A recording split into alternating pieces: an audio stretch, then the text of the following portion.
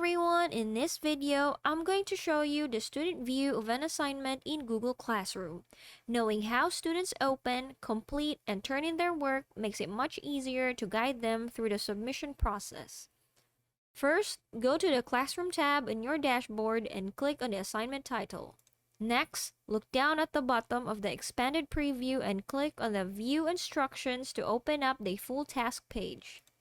Now, complete and submit your schoolwork using these step-by-step actions.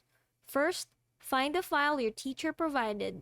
Click on that document to open it in a new browser tab so you can type out your answers or do any instructions the teacher has asked you. Then, click Add or Create button to send any file to your teacher.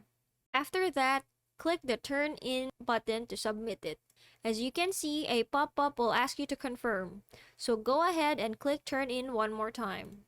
Finally, if you realize you made a mistake or need to make edits after submitting, just click the Unsubmit button in that same panel. This pulls the file back into your possession so you can make changes before it gets graded. You can also use the private comments box below to send a direct message straight to your teacher. And that's it. Thanks for watching.